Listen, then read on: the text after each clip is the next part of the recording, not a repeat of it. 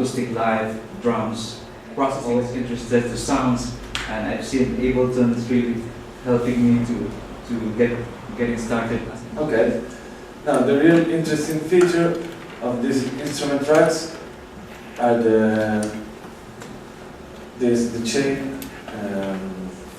chain view, and for example now I have 6 different kits, and I can map to a knob with a macro which kit will play. So for example, from value 10 to 20 it will play the first kit. Can you play this? I can actually show you. This is a drum.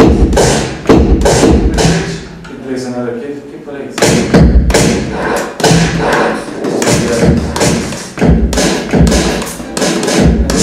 I can just really fast choose which kit to play, and it's really handy. And that you can map also this to a velocity. So for example, if you want to do a multi-sample kit, you just map it to the velocity, so every different velocity will play a different sample. That's really handy for me because I can, only with one MIDI track, make several different kits and route all the snares of the different kits to only one bus. And from here I can apply my processing. For example, on the snare we have a vocoder.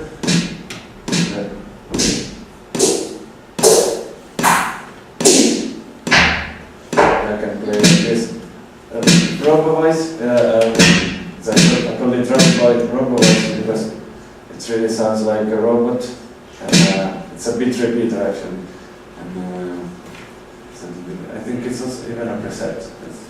We have a filter.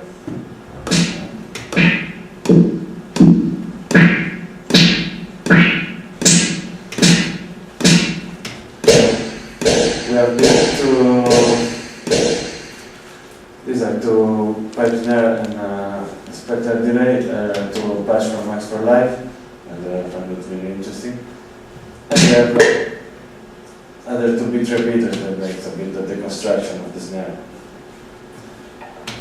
And on the kick, we have another vocoder.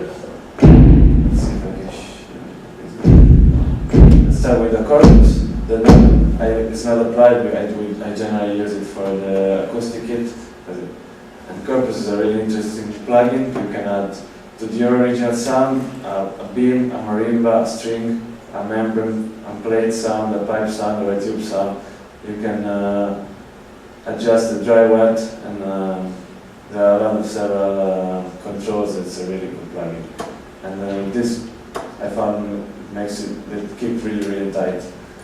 We have an EQ, so we'll start with the vocoder. Let's say here with the format that can change. Can you please repeat?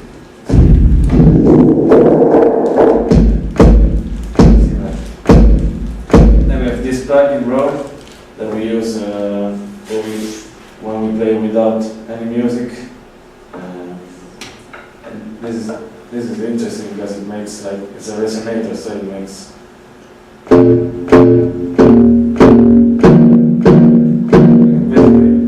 make chords with it. It's a bit difficult to use, we need to study it a little bit.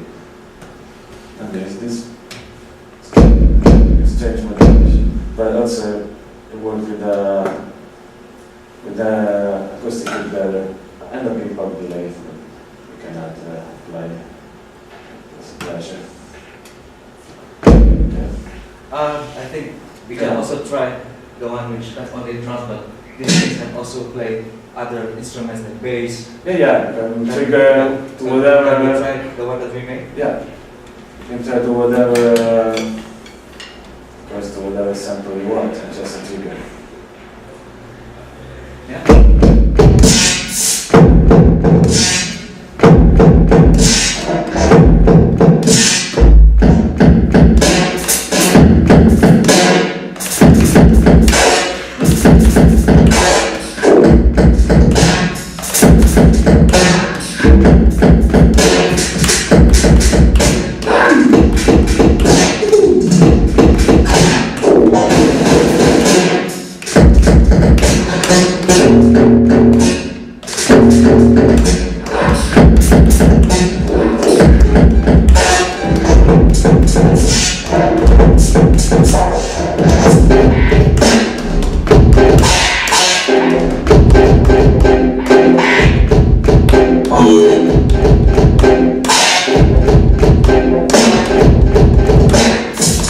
You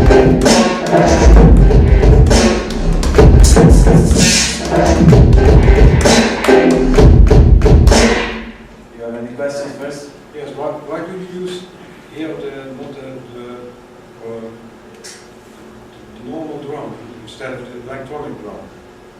Because it started as a new idea to process the acoustic drums to give an extra different sound to the acoustic drums. We found it more interesting and more stimulating also.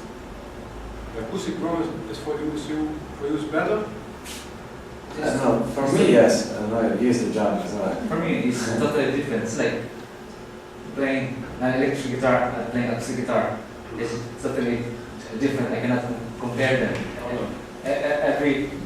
The electronic is a different. I have a respect both their own character.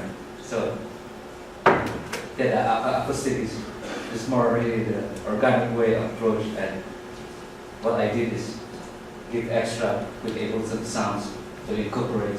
But it's always you love that sound, but I cannot go more further than other sounds specifically.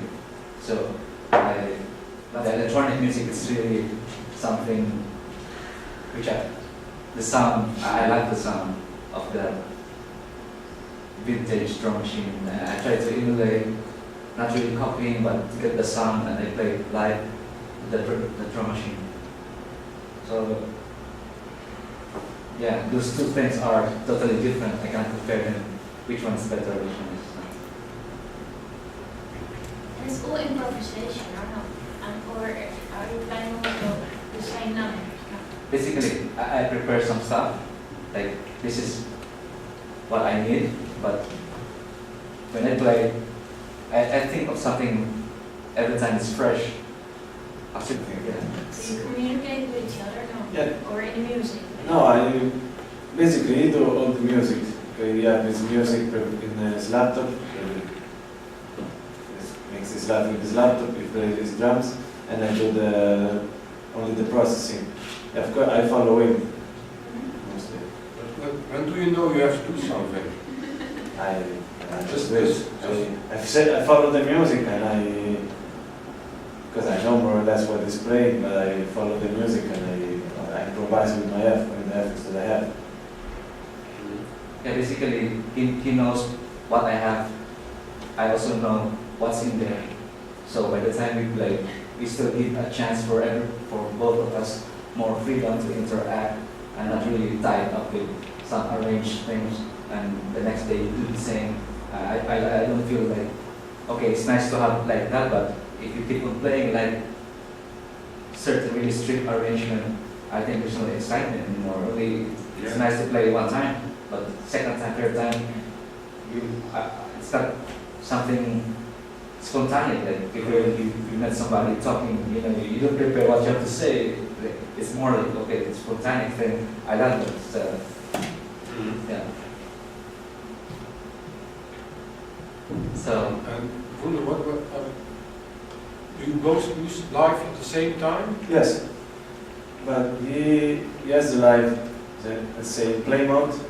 So he plays his music, he makes his arrangements in his songs, and I have all the sounds coming from his laptop, and the drums can be this or the acoustic drums into my laptop. That is everything is an input, and yeah, and then basically do the mix in live and do all the live processing through my MIDI controller.